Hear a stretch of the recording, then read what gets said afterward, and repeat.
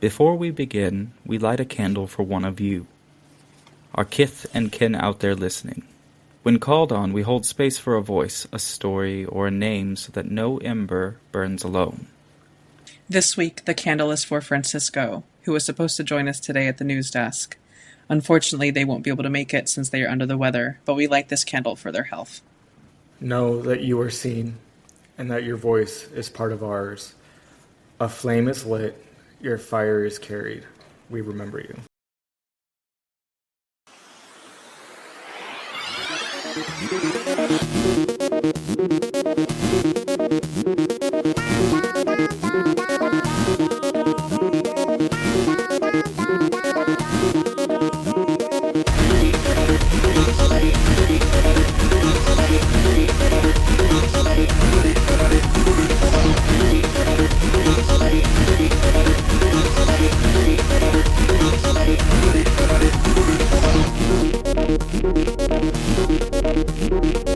Welcome back to the Ember Report, where lanterns are raised and headlines fuel hexes. I'm Lydian, the voice in the flame. I am Len, the Witch of the Crossroads. And I'm Sebastian, the Sorcerer of Annihilation. Here is where we raise the lantern for the exiles. Keep the tea hot for the queers and the cunning folk, and the activists who never fit the mold. This week we were supposed to be joined by one of our dear friends and fellow comrades in arms, but unfortunately they're not going to make it, so you're just going to have to live with us three for today. Come on in, family. The fire is kindled. The Sabbath begins now.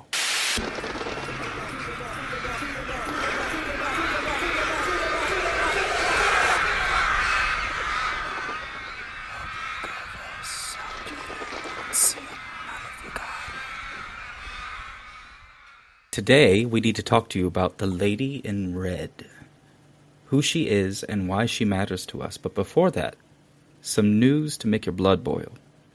3 stories, 3 flames, each show us where to put our fight. Our first story, labor unions sue U.S. over monitoring social media of visa holders. Labor unions filed a lawsuit against the U.S. government on October 16th, alleging that the Trump administration violated the First Amendment rights of people who are legally in the United States by searching their social media for specific viewpoints, including criticism of Israel. 3 major trade unions, United Auto Workers, Communications Workers of America, and American Federation of Teachers, sued the State Department, the Department of Homeland Security, the U.S. Citizenship and Immigration Service, Immigration and Customs Enforcement, and the heads of these agencies at a federal court in New York. State Department Principal Deputy Spokesperson Tommy Pigott said, "The United States is under no obligation to allow foreign aliens to come to our country, commit acts of anti-American, pro-terrorist, and anti-Semitic hate or incite violence. We will continue to revoke the visas of those who put the safety of our citizens at risk." Let's talk about this. Labor is the backbone of our nation. They smell the bullshit the current regime is doing to worm their way once more into everything. The federal government has broadly defined support for terrorism to include criticism of U.S. support for Israel, of Israel's action, and support of Palestinians, and use this as a reason to cancel visas. If they do this merely for criticizing their people, what's to say they won't do it for other small infractions? The witch's verdict is clear. They think they can silence us by sending us away illegally. But we are more. We will always stand against you, and we know you. We see you. We will remember. Our next story, Supreme Court formally asked to overturn landmark same-sex marriage ruling. Kim Davis, the former Kentucky county clerk who was jailed for 6 days in 2015 after refusing to issue marriage licenses to a gay couple on religious grounds, is appealing a $100,000 jury verdict for emotional damages, plus $260,000 for attorney's fees. Davis argues First Amendment protection for free exercise of religion immunizes her from personal liability for the denial of marriage licenses. More fundamentally, she claims the High Court's decision in Obergefell v. Hodges, extending marriage rights for same-sex couples under the 14th Amendment's due process protections, was egregiously wrong. Even Matthew D. Staver, pastor-turned-lawyer, and Davis's lawyer, had something to say. He calls Justice Anthony Kennedy's majority opinion in Obergefell legal fiction. The petition appears to mark the first time since 2015 that the court has been formally asked to overturn the landmark marriage decision. Queers have a right to express their love for each other in marriage, but due to Christian nationalism, that right is being threatened. This is something we all should be concerned with. The witch's verdict is clear. They are coming. They are here. They want to take and take and take until they've consumed everything, and still they won't be full. We must fight them tooth and nail. As always, we continue to name the ongoing genocide in Palestine. This week, the war continues. Israeli political analyst Ori Goldberg says sticking points over how to implement the future stages of Trump's Gaza plan are predictable, given that both Israel and Hamas have effectively been forced into it. This isn't even really a deal, but more of a superimposed arrangement that the two sides have been forced into by the US and Middle East powers, Goldberg told Al Jazeera. This is almost all sticking points and very little secure arrangement that can proceed gradually. Most egregiously, the Palestinians are not part of this deal unless it is through semi-covert negotiations with Hamas. They are not heard. Their interests are not adequately represented, he added. That said, this is the only game in town. Neither the Israelis nor Hamas were capable of bringing Israel's genocidal campaign to a halt. Netanyahu lacks a political resolve. Hamas lacks a raison d'etre, for a lack of a better term, except for the struggle.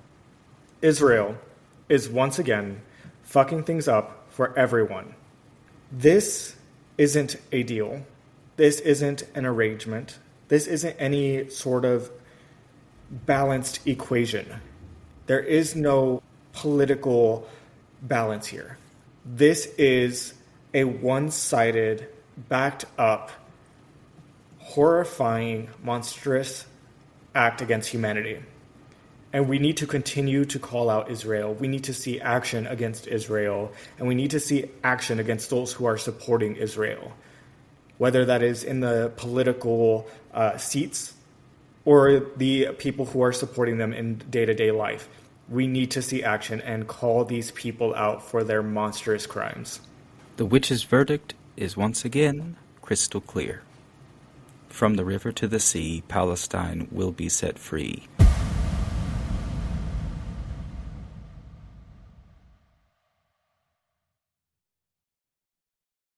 Let's widen the circle. Okay, you two. We kind of are a little thrown off guard because our guest is not with us, which, if you're listening, Franny, we love you and we hope you get better soon. But today we were going to talk about the Lady in Red. But that Lady in Red has a specific name, and it's one that we have talked about before on the show, and one that is very important to all of us. We are going to be talking today about La Santa Muerte. And I'm going to be asking the questions because I am the novice amongst the three of us. And my lovely co-hosts are going to be in the hot seat, which I don't think they knew that. But Well, fuck. Sorry, guy. I'm just kidding. So, my lovely co-hosts, who is this Lady in Red? Let's start off there. Tell me about La Santísima Muerte. Where to begin? I need, I guess that's the question, isn't it? Like, where to begin? I guess take me quickly to the beginning, if you feel comfortable. Tell me about how she came to you and how you two started venerating / working with her. Like, just tell us as much as you want to tell, go right ahead. I'll let you go first, Sebastian. Okay. Yeah, so I guess first and foremost, I want to just kind of reiterate, I am a devotee of La Santísima. I've been a devotee of hers for about 10 years now, as mainly with La Blanca, with her in her white robe aspect. That is primarily the way that she comes to me, but there is La Roja, right? La Roja is one of the other aspects that she kind of appears as, and she has multiple. But today we're going to kind of just try to focus on La Roja. And for me, she started showing up as usual in dreams. I was like asking her certain questions and being like, okay, which way are we moving? What like direction do I need to move? And I knew she needed a new statue, and I was like, okay, like show me which one it is. And I suddenly had a dream, and it was her in her red robe, and I was being given a statue of her as La Roja. And so for me, this was like a big change from the aspects, and we'll go into kind of like where she sits, like cosmically as La Roja. La Roja. Why can't I say that right today? I sound white. But You sound white, you do. Oh, you sound white? What the fuck you got to say about white people?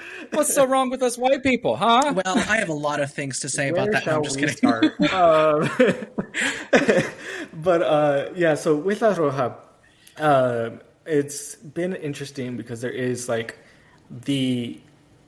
some changes from La Blanca to La Roja that like kind of just come through really strong,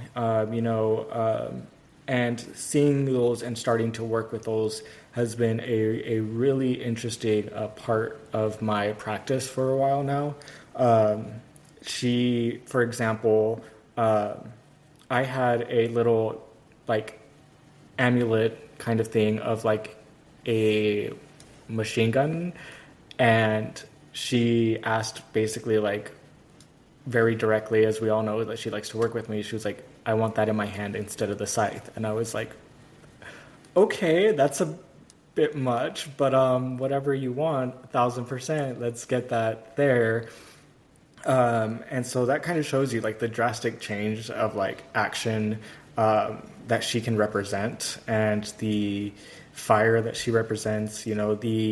If we were to talk planetary aspects, we go from La Blanca, which is more what I would consider like a celestial aspect. I would call it, strangely, like there are solar aspects to that, but there's also like lunar aspects, Venusian aspects there, these kind of types of archetypes. And then with La Roja, becomes very like martial, very Saturnian aspects, I get, like, but really heavy on the martial side. Like Mars comes through heavy, so we do see a change in that aspect.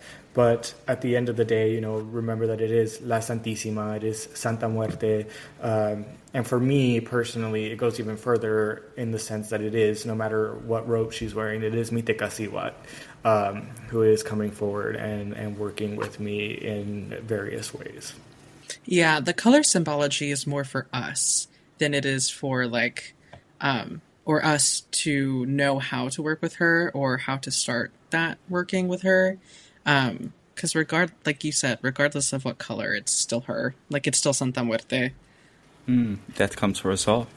Exactly. And so, like, with that being said, like, sometimes people get stuck, and it's like, okay, even if La Blanca is, like, coming to you, or La Negra, La Roja, like, whatever color it is, like, they all can do the same thing. It's just saying that certain colors, like if they appear, is like a little bit easier to work with that aspect, right? Like we see multiple contexts about this in various literatures, various teachers and practices of like, okay, yes, like La Roja is very good for passion and love, but also like getting things done, action, protection. La Blanca is also good for protection. She's good for those like aspects there. She's good for cleansings and like working spirits in various ways. So like it really just like how Len said, it's like not really for her. It's like, okay, here's kind of what we're dealing with. I'm going to show you the red so that way you know which way to move, which direction to get, what materials you're going to need. It's like, hey, I've clocked in as this, right? I've clocked in as La Roja. Very that. Yeah, so this is what we're doing today. And like depending on the clock in, if you will, like what uniform she's wearing is going to be dependent on like what's getting done. But no matter what, she can do all the roles. I have a question for everyone. I mean, I guess the question is, and how to phrase it is, can one person work with her in strictly one color sense? Like, they can go their whole life just working with La Blanca, or La Roja, or La Negra. Or would you say that's bad practice? I have two responses for that. One of them, yes, but also no. Like, you can. I just wouldn't recommend that. Like well, I mean, okay, it depends. Because if you're gonna be like only working with La Blanca with the goal of only ever doing like cleansings or light work, that's when it becomes a problem because you shouldn't be focusing only on that. And I'm pretty sure she would also tell you the same. Like, That's kind of what I was going to say. Like, don't forget that she holds the scales. Okay, you cannot have one side without the other. And for a lot of spiritual practices, things are never left or right. There's multiple aspects that overlay, right? So like. Not only let's just go with the three primary colors, right? Like the white, the red, and the black. Like those all have overlaps. They all have counterparts to them, but they all exist within the same like aspect. They all exist simultaneously, even though they are separate colors. So like to be like, oh, I'm only going to work with La Blanca, I'm only going to do this, she's very much the type who's like, you're not going to spiritually bypass, okay? We aren't the love and light bitches who are going to, like, that is not someone that works with Santa Muerte, okay? If they are saying that they're like, I'm only love and light and I work with La Santísima, like, bitch, red flag. And that's like a big, huge X, like, no.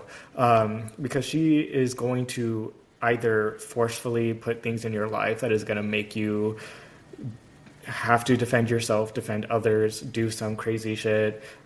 She's going to make you end up having to call on La Negra. She's going to make you be like, oh, you think you're only going to work with celestial spirits. You're only going to work with these types of spirits. Guess what? Now you have to work with subversive spirits. Now you have to work with infernal spirits because you need to be well-rounded.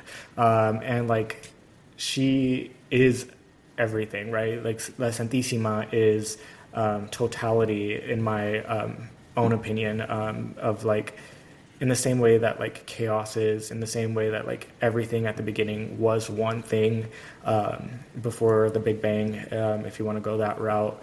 So there is like, you can't be only one. Now you can definitely try. Go ahead. Even for me, right? Like La Blanca was my primary, right? She would only really show up to me as La Blanca. That's the only way like I was like really venerating her, but she would still come to me in dreams, in her purple aspect, in her green aspect, in blue, in various ways. The most recent, of course, being the red, and honestly the gold as well, has been coming through. So like these are all things to be considering, in that regard of your question of like, can you really only work one color? You can certainly try. I don't know if she'll let you. It's kind of like, okay, that's like if I were to visit you and every time I visited you, I was wearing the same thing, right? And you're like, the only time I'm ever going to see Sebastian is when they are wearing that specific outfit. Like, that's probably not going to happen, right? I'm probably going to wear some different outfits, hopefully, that we're not. Hopefully. I pray that we are not seeing each other just I'm wearing the same outfit every single time. I would hate that so much. But in that regard, she's not going to show up all the time as La Blanca, as La Roja, as whatever aspect. There are going to be these different uniforms that come on. Absolutely. To give the listeners a little glimpse behind our curtain at the Ember Report, Sebastian actually does the divination about a week ahead before we decide on what we're going to talk about. And when we were talking this week about what we wanted to talk about for the show, kind of trying to keep up with themes, you said that La Roja's aspect, or La Santa Muerte La Roja specifically, was really, really prominent. My question is, why do you think that, and this is to both of you, why do you think that that is when, from my understanding, and this is where I hope I'm wrong, my understanding is when you work with La Roja, it's very much like people usually do like things for passion or like intimacy or like, you know, getting that boy that you really want to fuck, but is probably bad for you. And, you know, those things. But there's much more from what I'm now understanding. Could you explain some of that? Why La Roja would specifically want to step forward at a time when we're fighting fascism?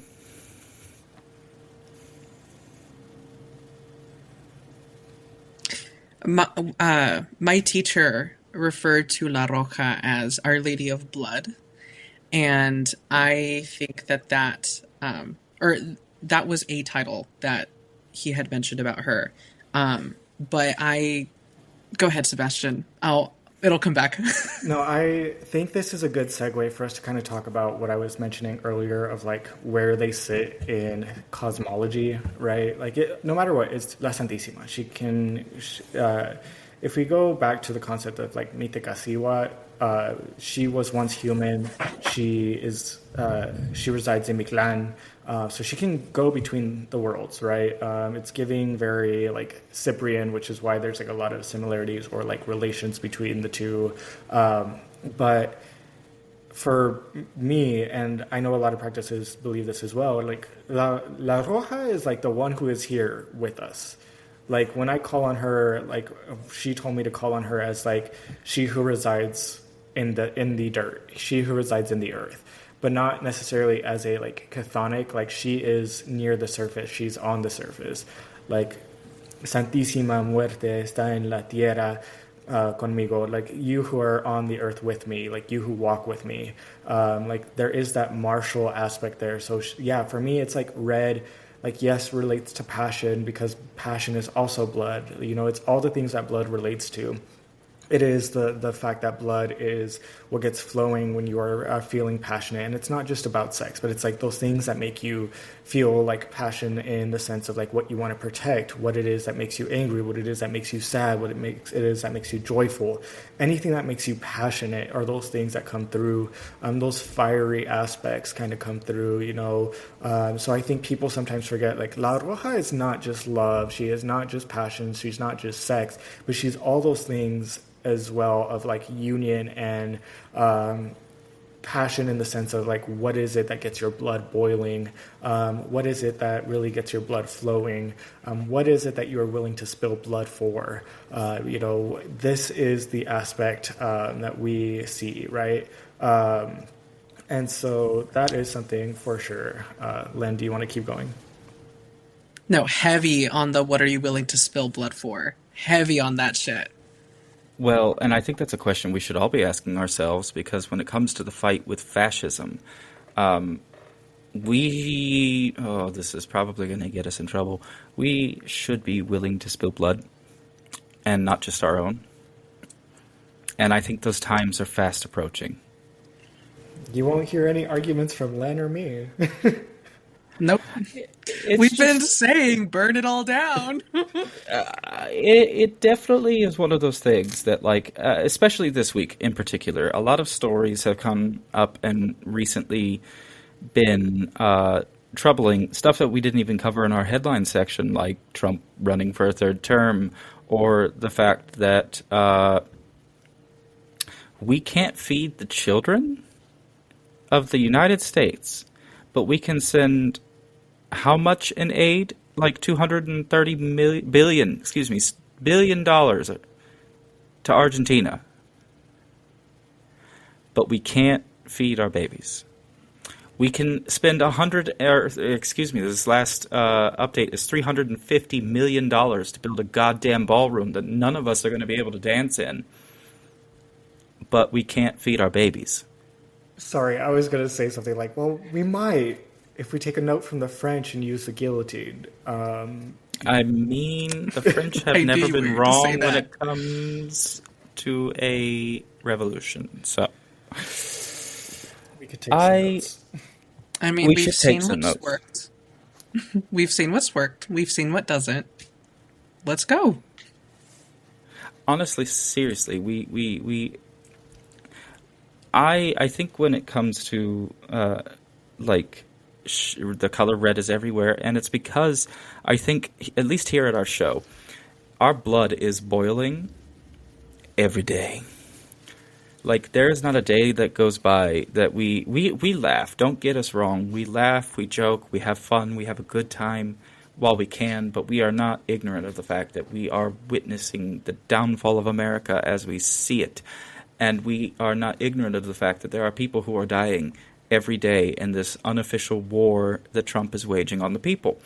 And it's enough to make your blood boil every fucking day. And that is why we talk about La Roja. La Roja today is like, don't forget that, yes, she is all those things, but she's also the blood devourer. What are you willing to feed her in order to see the peace that you so desperately want? You know, I'm willing to feed her the heart of our enemies.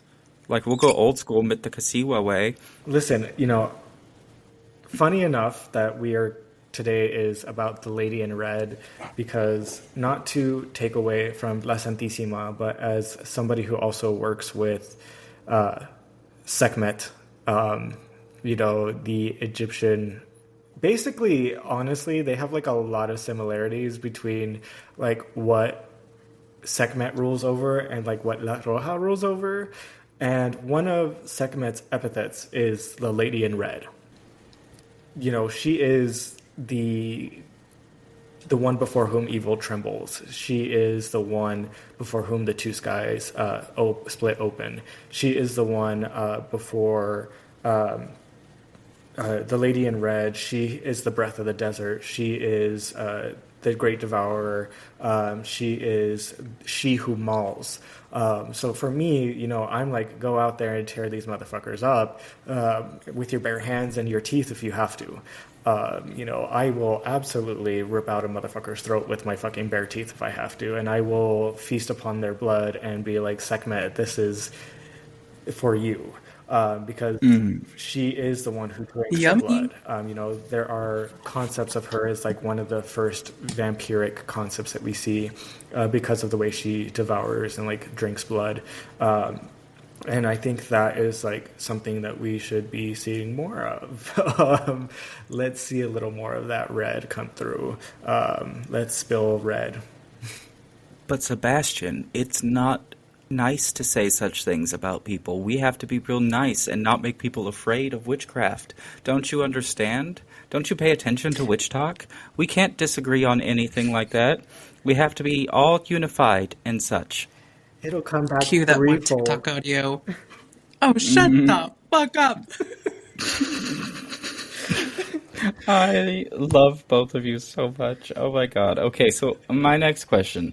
When we talk about La Roja, and specifically this blood devourer aspect, this blood, you know, make your blood boil, but how does one approach her? How can one approach her?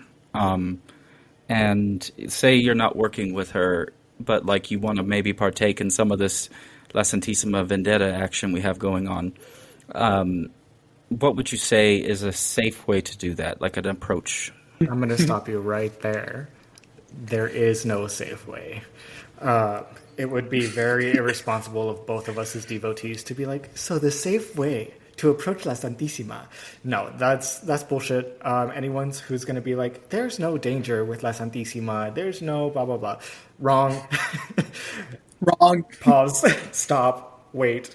But in regards to your question, I think something that we do need to address, and I think Len can definitely attest to this as well, is that we do need to ironically talk about what you just said is La Santissima in this vendetta, right? She is like that concept of what a vendetta is. She is the marginalized and defending the marginalized. She is defending the oppressed. She is those who, all of those things, right? Like she is the one who we go to when we are desperate, when our lives are in danger, not necessarily in the way that we fear death. I don't fear dying. Like, girl, I already know what all that shit. Okay, take me. I'm ready. But it is this concept of like desperation. What can we do for protection? What can we do to keep us safe, to keep the ones we love safe? Why are we being oppressed when we've done nothing wrong? When these people are here hurting us and hurting innocent people, hurting our people, hurting her people. This is those things that we need to be remembering, right? So you're not just going to her and you're not just being like, you are like, just suddenly being like, La Roja, you're going to do this for me. Like, it's to come from a place of understanding that we are coming, and she comes to her people in the time of their need. This isn't just some, like Rai was saying on the last episode, like, this isn't just a miracle worker. This isn't someone to just go to and be like, I need $1 million by like tomorrow. No, this is truly life or death. Mm-hmm. Mm-hmm. Oh, absolutely. Absolutely. Absolutely. I'm just taking that in. I'm sorry. I'm just like... No, listen, I'm the same way. It's one of those processing. things, like, we have to process the fact that, like, you're right about all of that. And, there is no safe way. I said safe, but, like, there really is no safe way. You have to approach Santa Muerte with the utmost respect, and also a lot of the question I got a lot from when I started developing an interest was why. You have to ask yourself why. Why are you interested at all? And I think it's one of those questions that, like, you can even be honest. I was honest when somebody asked me why. It was like, because she's cool with me being a fucking faggot. Seriously, she's cool with me being a queer homosexual in the best of ways. And I hate that, like, all of these other spirits, like, yes, I'm not saying, like, you should approach La Santissima disrespectfully, but, like, all these other spirits are, like, prim and proper and fucking, you have to get on their good side to get blessings, and God forbid you forget their offerings. But La Santissima is very much like she's the great equalizer. Like, she doesn't love anybody more or less, but she also still demands that same respect. But she will be the most... She's going to see you fumbling when you approach her, and she's going to be like, that's so cute. At least you did it. You did it, and I'm so proud of you. I think that's... And now that could talking out of my ass, but, like... Like, not to kind of, like, with La Roja specifically, like, she is going to protect you. She doesn't care what your past is. She doesn't care who you love. She doesn't care about those kinds of things, because at the end of the day, she is the equalizer. She will die, and she will be there. But I think, too, kind of what you're saying is, like, when you come to her, for me specifically, La Roja, she's like, I'm going to sit here, and you are going to do the hard work to come to me on your hands and knees, scraped, not in a way of like you are less than and make sure you are bowing, but I know that you went through hell to get to me. Like, there's this exchange of like, okay, not to like be literal, but I mean, for me it is, like, here is my spilt blood as like offering to you. I am not saying anybody go out there and do that. That is not something anyone just approaching her should do at the first moment. But in that sense of like, I have gone through so much and I fought my way to you. And she will recognize that, part of that journey is a part of the whole concept with Mite Kasiwa. You will not meet a devotee of Mite Kasiwa, of Santa Muerte, who's like, my life's been so easy. No. Never. It does not work that way. So I think that's something as well. I will say, to validate what you're saying, my life, just to give the listeners a little taste of like the backstory, is one large series of misfortunes. I have like it has just been hell. So when I started developing this interest, mostly because my two co-hosts are wonderful and already work with her, and I just was like, I best get on this board and see what's going on. She started like being like, "Hey, what do you want?" And I'm like, "Hey, I don't have anything to offer. Like, I am poor. I don't have the money for all these fancy gifts, but like, I got me. If you want what's left of this, you can have it." And she said yes. She's like, "You want to give me anything like that? Absolutely, take it. Let's go." And that's just been my experience so far. And I have to say that's 100% what Sebastian said. It's not to be like, come grovel before me. It's very much like, so you've already been on the journey and now you've come to death. And it's Very like that. Like, go ahead. going back to what you were saying, Sebastian, it's like, it's not exactly an initiation, but like you're almost put through an initiation. No, like 1000%. she puts you through it to test you.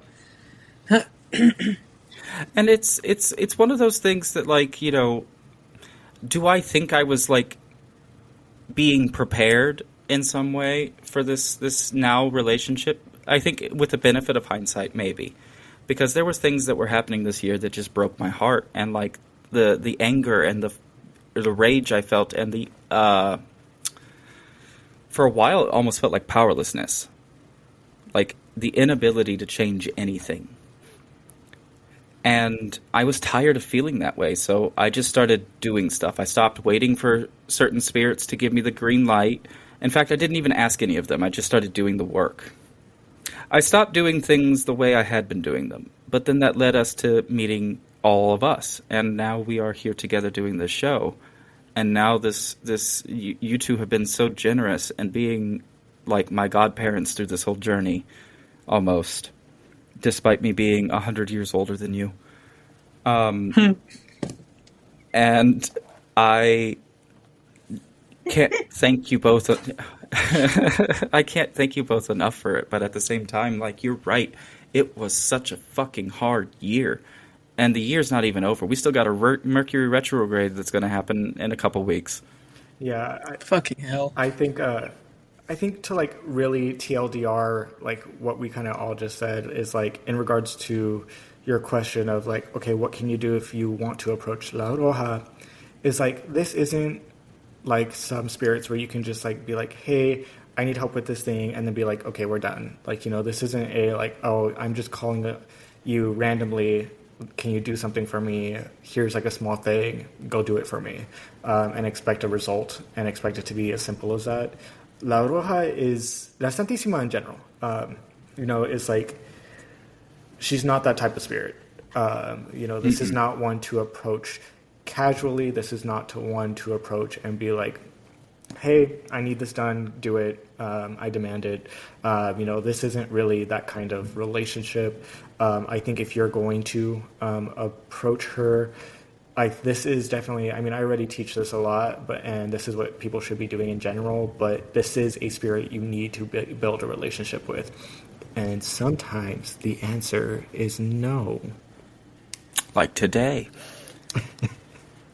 A bitch was asking, okay, so when a bitch was asking for their fucking show co-hosts, like, to have a guest because of Franny having to cancel last minute, and I was like, La Santísima, it would be really cool if this could happen. And she was like, ha ha ha ha, I love that you're asking. No. Do it yourself. And she said, do it yourself. And honestly, not signature La Roja, like... She said, do it yourself, and we are doing it ourselves, and I hope that you, if you're listening still, we love you. We just want to give you a little squeeze, little pinches on the cheeks, little pinchies. No, we don't. You can go fuck off. Not really. I love you, listeners. I love you, listeners, so much, especially our listeners abroad. Like, if you can hear us in a different country, this is a total off-topic thing, But this is our show, and we can do what the fuck we want. If you're hearing us, please write in at emberdispatch@gmail.com. We would love to hear from you. Like, just send us a little note saying, yeah, we're listening from wherever. And that would make our day. Also, just send us random messages. Yeah, that too. We want to talk to you guys. But we'll get into that in a little bit. But getting back on topic with La Roja, Our Lady in Red, why do you think in particular she is being this way, I should say, right now in history, as opposed to, like, before? Do you think we're seeing something happening right now that we haven't seen before, at least in our country's history? I don't know. Maybe that's a bad question to ask, but, like, Sebastian looked like he was not, or they were not along, so maybe I asked the question that was right. Yeah, first and foremost, this can definitely get cut. You guys probably saw me, not listeners if they are listening to this, cover my mouth because I was laughing so hard because you were like a backstory, and my brain, fucking ADHDs, pulled up the soundbite of, I'm not just a bitch, I'm a bitch with a backstory. The backstory. Oh my god, I am a bitch with a backstory, let me tell you. I will take you on roads and tangents that you could never go down. And why would I cut this? We have to keep the laughter going at some point. Like, we talk about some heavy shit on our show, and we should be laughing at every moment we can. Especially whenever I mention about how I'm 187 years old, and Lynn she keeps losing her fucking mind every time I do. Granny Lydian over here. Granny Lydian, okay. Listen, I have the secret to immortality in this bowl, Lynn. Would you like to partake in this bowl of secret immortality juice? Okay. Yes. Unfortunately, the bowl's empty, but not for long. Oh. For our listeners who are for our listeners who are uncultured and still listening at this point, that was a reference to the amazing show on AMC, Interview with a Vampire. It's on Netflix now. It's on Netflix now. Hey, so get yourself. You have no excuse at this point if you haven't seen the show, but that's a wholly different conversation. Sebastian. Who said that? Anyway, La Roja. We are so off topic now. Oh my goodness, La Roja. Okay. No, we're not off topic because, in my understanding, she is that passion. La Roja is also that, like, she is the funny. You know, she's what's getting your blood going, and like the excitement that sometimes you feel when, like, it's not just for, like, you know, sexuals and such. It's also like, what if your blood's getting boiling, or if it's movement, it's action, doing something, laughter, having a good time, talking about silly, stupid shit, and TV shows that are super homo, and like all of that jazz. Santissima is so fucking wild, man. I can't even describe her. She is like, this is the most alive I have felt in years, like at least 3 years. Ever since I got my fibro diagnosis, I have been living in perpetual, like, I felt like I was dying, but like the slow roundabout way, you know? And then I start doing this show, and I meet my co-hosts, and now I feel them, and then I meet La Santissima, and I feel the most alive I've felt in years. And it's because I look forward to coming and fucking shit up every week with you two. And, like, now I have this spirit that is like, let's do some shit. Let's fuck shit up. And it is right, Sebastian. It's the movement that La Roja brings. 1,000%. You know, like, I'll start to segue back into the question, but, like, with La Roja, it is that concept, right? Like, I think, too, for the marginalized, for the oppressed, for anyone who is struggling, right? And this includes medical. I find La Roja comes up as well for that martial aspect of blood. And, like, Mars is actually really good at healing ailments and healing illnesses and diseases. And La Roja encapsulates that as well, right? Because what causes sickness? Stagnation. What causes any of those kinds of diseases, illnesses, ailments? At the end of the day, it can more than likely is either like overactivity or like stagnation, which is what I see in a lot of clients, especially in the States. It's more so stagnation that I see with my clients as like if we want to talk about energy. So like La Roja really helps to get things moving, right? She is that action. She is that driving force. She is that initiation of getting things started, starting the engine, of lighting the match, of lighting the candle, of getting things done and moving forward. And I think that is why we are seeing her pop up so much right now as a collective with La Roja, is that we kind of what we said earlier, like we have seen what's not worked, right? These peaceful protests are not working. We've seen that us wanting to be nonviolent is not working. We've seen that people turning away and becoming stagnant is not working. And so I think she is coming to us, and I've said this before, like just open a history book. Anytime we needed to get something actually done in terms of political turmoil, it was through action, and it was through the shedding of blood. It was through the lighting of fires. It was through moving things in a direction forcefully. This is friction. La Roja is friction, right?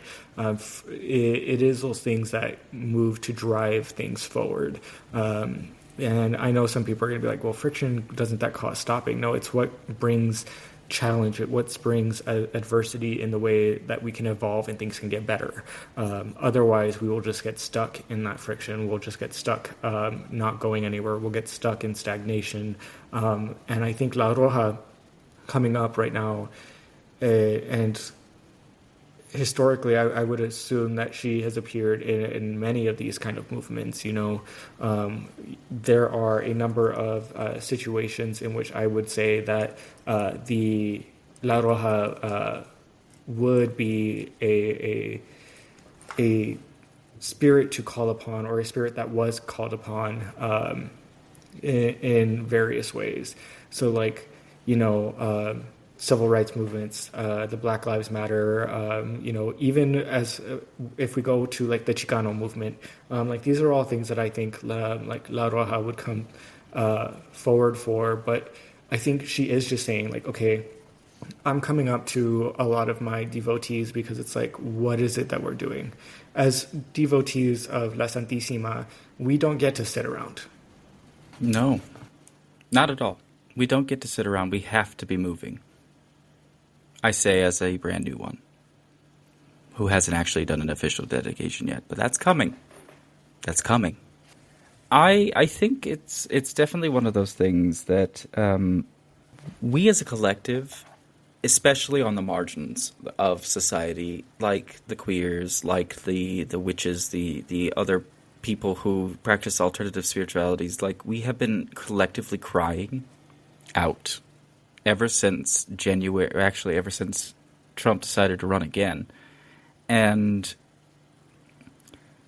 especially when he took office, we've been crying out because this massive amount of injustice that we are witnessing is causing all of us to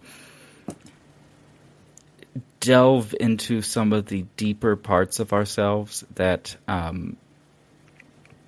maybe we were afraid of at some point.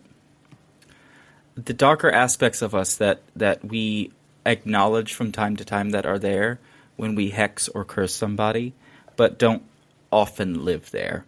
But nowadays, we are so in need of justice and this attempt to right the wrongs that we are witnessing every day that we need more spirits who are action. And if there's a spirit of action and movement, it is La Santísima. She is very much, from my understanding and my research and even the small connection we have right now, is like, gotta get up. Like, Before, just to give you an illustration in my personal life again, a bitch with a backstory. I used to be one of those people that, like, would justify not getting up and giving my spirits an offering because I was feeling gross and I couldn't function. And I was like, this is good enough. Sometimes the best is this. And while there is truth to that, when I started working with Santissima, I find myself being like, I don't want to disappoint her. So I'm going to get up and I'm going to give her the coffee, give her her incense, say my prayers, because I want to do that. But at the same time, it's almost like feeling compelled to do it. I have to do this. I wake up and it's like, okay, you've had enough time to sit around and be sleepy. It's time to get up and actually do the work now. And you better work, bitch. You better work, hunty. Period. Yes, period. But, like, she is very much you better work. And you got to with her. There is no time to be lazy with La Santissima. I think, too, I just want to say that, and this is for me, like, I come from, like, a martial arts background, Hey, same! I'm a black belt in Taekwondo, Jiu-Jitsu, and Hapkido. Yes, mine's Baguazhang, Tai Chi, and a few others, but I think it's like we forget what devotion means, okay? Devotion is not, you know what, I don't feel like it today. You know what, I'm sick. I'm not going to go do that. It means that you think it's a relationship with these spirits, right? You think the spirits don't have something better to do. You think the spirits want to do the work for you. Like, it's an exchange, right? Like, even when I don't want to change the water, I'm going to go change the water because I'm sure there are days the spirits are like, I don't want to do this, but you know what? We are devoted to each other. We have a system in place. We have a relationship. And so that is something is there. Yeah, no, that's 100% it. It's, in my personal relationships, even, it's like, this is probably a really bad analogy, but like when I have this chronic pain condition, I don't always want to hang out with people. But, part of a relationship is, I'm not feeling it, but they really wanted to see me. I'm going to go see them. I'm not saying spirits want to see us the same way that humans do, but maybe they do. Maybe La Santissima is excited when we come to our altars and spend time with her. Maybe she does. I don't know. I've never asked her. I've never asked any spirit if they feel any kind of joy when I come to my altar, but I would imagine some of them do. Because they're not our friends the same way like humans are friends with each other, but you're right. It's that working symbiotic relationship. And it's there can't be one without the other, especially if it's one of those things like I used to be, before I got my diagnosis, I was very good about like doing the altar. I would change the water every day. I was extra, okay?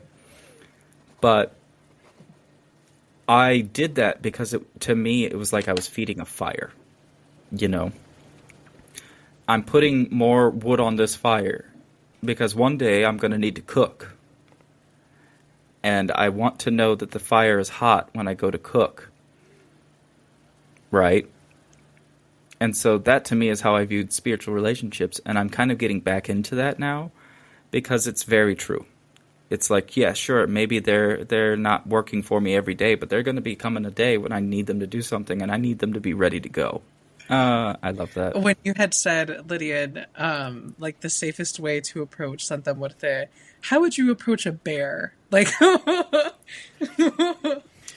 From my car with the windows up. I think that's something to take into mind. But I think it's weird. There's this almost contradictory, but not necessarily contradictory aspect of that. It was like, how would you approach her in that aspect of she is this big spirit who is death, right? Like, that's not something to just take lightly. But you were saying about, like, I don't know if spirits really have the same love for us, like, or, like, have that joy or, like, want to see us. But, like, I think remember La Santissima, Mítica Siwa, remember her origins. She was human. She was sacrificed to Mictlan. She has a great love for humanity, right? She welcomes us with open arms, without judgment of who we are or where we come from. I think to forget that is a huge Disservice? disservice, thank you, to Santissima. I think forgetting that she is the one who keeps our bones, she is the one who holds our memories, she is all of these amazing things that show love for humanity, is something to not take lightly either, you know. And that's part of why I think there's this rise of La Santissima, or at least a calling forward of us who are devotees of her, like, into the spotlight, is because, like, this is a crime against humanity. This is a crime against her people, the crime against those that she loves. And there's no way that she's going to stand around and do nothing. No, there's not. And I, again, I caution myself to speak on this because I think I should. I think it is appropriate that I don't act like an expert because I'm fucking not. But I do think that I have how do I say this without sounding like an imbecile? I can critically think and I can critically understand when spirits speak to me. Right? And the way I feel around her I have never, maybe when I first devoted myself to Hecate, but like that devotion was like not a lifelong commitment. I said it was, but like she never asked that of me. This is the first spirit that was like, if you do this, I want it forever. And that's enough to make you pause. And it should. It should be enough to make you go, why do I want to approach this spirit? What am I trying to get? If it's anything, I think when you approach any spirit, but especially Santa Muerte, you have to ask yourself that question of why do I want to approach her? Yes, but you also should be just like, really consider that question. Because it isn't about what she can give you. I came to her with, I was bringing nothing and I expected nothing. I just wanted a relationship with her, And now there are terms and conditions to our working relationship, but it was very much like, I know I'm going to die. We're going to meet eventually. I would love to hear from you now. I would love to hear your I would love to talk to you. I would love to get to know you. I would love to just venerate you because honestly, you're the only sure thing in life is death. And so, because you have decided, most holy death, to cloak yourself in this form and present yourself to humanity through your Mexican people, I would like to approach you in that way. I would like to honor you in that way. And I think it was very much like the safety about it is that... What did I say? I'm sorry, you didn't say anything. It was in my head. Jennifer Lopez, the Latino. It's not even that. It's not even that. Like, I don't want to be Latino. I do love... I have a special love for the culture. No, I know. It was... I will eat a taco with you every Tuesday. Viva la Mexico. But I also, like, let's just put it this way. If Mexico and the United States go to war, I know who I'm rooting for, okay? And it ain't the U.S. I just also, like... I don't know. When I say safely, I think I had something that a lot of people should have, and that's I had two excellent teachers. Whether or not they wanted to be my teachers or not, they've become my teachers, and they have been we were very much like yes. Actually, this is their plea. SOS. I have them currently locked up in the basement. Honestly, our basement has like a couch and a TV down there, so you could probably get away with being down there and have a good time. Free rent? Free rent? No, literally. Yeah. As long as I don't have to pay for shit, I don't care. It's good to meet you. I'll stay. Um, Okay, but let's circle back. yeah. Let's land this plane because we've been going for a while. Sebastian, when we're talking about La Santissima, the Lady in Red, let's talk about what working could we do, especially like in the fight of fascism, because like with the things we're hearing, like the news that we had today, the news that we talked about, it's very much like what can we do? Even those of us who maybe are not devoted, is this like this is the safe thing I was saying that exists? What is something that maybe all of us can ask from her or do something with her? I think, and Len can definitely shed some insight here as well, but I think offering things like her prayers, her rosaries, her prayer cards are like, if you're going to do something and you need it to be like something safer, I think that would be like a safer way to go than like fully like getting a statue, doing the work, calling her forward, like doing stuff like that is not something I would recommend for a beginner at first. But if you are wanting to call on her to help in various ways, saint cards work wonders in various types of work. I think too, using the concept of La Roja and how she works, she is both like subterranean but not fully chthonic, not fully like infernal. Like La Negra resides in hell, right? Like she can walk to and from hell like with ease, right? So she resides there. That's like, okay, cool. The infernal, and then we have La Roja, where she is like right below the surface. I would consider it like if you would consider like magma, 6 feet under. like lava. Yeah. No pun intended, right? 6 feet under. But like that magma that can come to the surface is lava, right? It is that fire that can come through, and I think we can work that in various ways, right? Because she is like between heaven and hell. This is where I get back to like that concept of like Cyprianic work.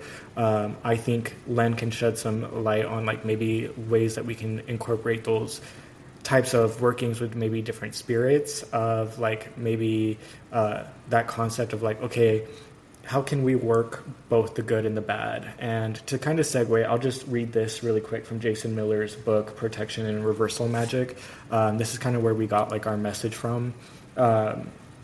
I quote, open quote, "It is sometimes helpful to call upon especially martial spirits or forms of the power with which you are working. As an example, in the Judeo-Christian context, after invoking God, it would be appropriate to invoke the angel Michael or Saint George. In a Buddhist context, after invoking the gurus and the Buddhas, a wrathful yidam such as Vadra Kilaya or Hayagriva would be called upon. A strega who is calling upon Diana might then invoke the presence of Aradia or even a more wrathful goddess that Diana is connected with, such as Artemis." End quote. I would say specifically for Santa Muerte devotees, just because like I'm not going to tell you to go to her if you're not already a devotee. So Santa Muerte devotees work the scales of justice.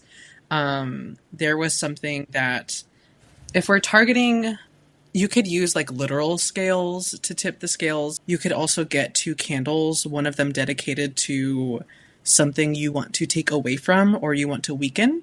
And another one dedicated to yourself, someone else that you want to support or protect, and only burn the one that you want to take away from, so that as the candle burns, you're stealing or taking away whatever the fuck you want to take away from them. Something like that. Might I recommend a candle that has what is going on, maybe if it's like in regards to justice, like the injustices that are happening, maybe take like a reversal or a like different types of like candles. It would depend on what your goal is, and take that, break it, take the wick from the bottom and burn it through there instead of from the top, acting like instead of it being like this is something benefic, you can use it as like a curse, as something malefic, as something baneful, against like the people who are performing these injustices, against the systems as a whole, against all of these things. Earlier, before we started recording, we talked about like taking a railroad spike. blessing it, nailing down certain things. I've said it before, nail down your rights, nail down your citizenship, you nail all of these kind of concepts down. Take a copy of your birth certificate and go nail that down somewhere you know that like is going to represent you being residing and being stationary in a more positive way than like a stuck kind of aspect. We were talking about how like they're thinking of Trump running for a third presidency. Take the copy of the 22nd Amendment and take that railroad spike and nail it so that way that can stay, and they can't like overturn it. They can't get rid of it. They can't do anything against it in any way. And for our DC girlies, if you can, go take that railroad spike and just nail that 22nd Amendment right outside the White House run. Just be like, we know. Or tape it to the fucking fence post. Be like, we know what this Constitution says. We fucking dare you to try. Yes. Yeah, I think too, in terms of spirits, like subversive spirits, like working both sides, right? Like we talk about like, you know, okay, you want to work peace, you want to work whatever, like nonviolence and stuff like that. I think the nonviolence part has to go out the window, but if you are really working for peace and that is what you feel called to do, I think it is your right to, as we said, like work the scales. I think you need both sides. Work the peace, but also work spirits that are going to ensure that peace comes to pass, ensure what needs to happen for that peace to occur and be safe and stuck there. And like actually part of our lives are out there doing the work, right? So like, you know, I wouldn't call, like how we just said, right? Like if you're going to call the Buddha, you need to call wrathful spirits as well. Don't forget like the Bodhisattva Avalokiteshvara has a wrathful face. You know, these are all things to be taking into consideration of like working both sides.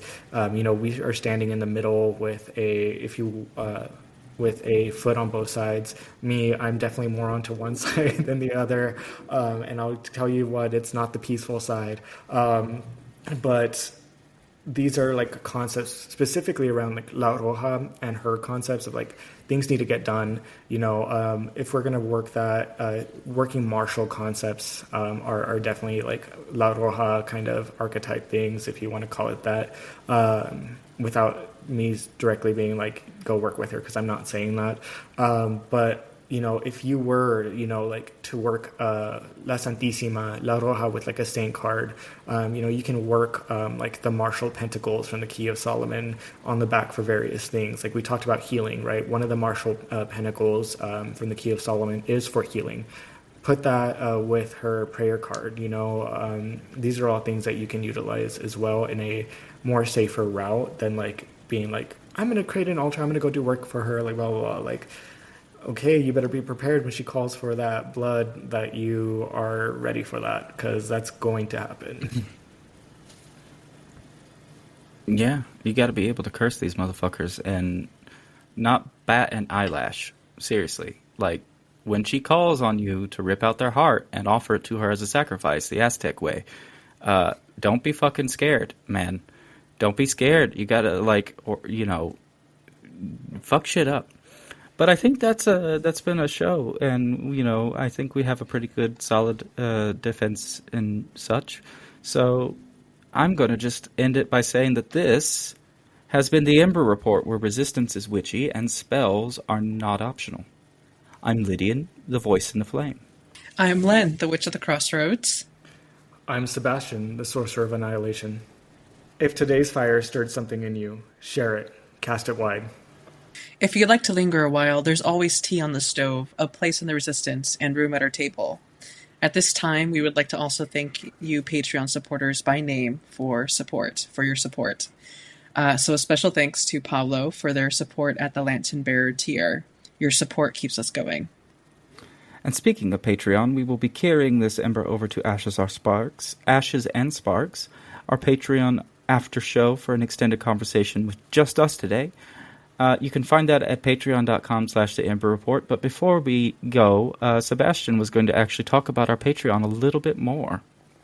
Absolutely. So for those of you who are new to the podcast or are listeners and contemplating joining us over at Patreon, You can find us over at the same title on Patreon / the Ember Report.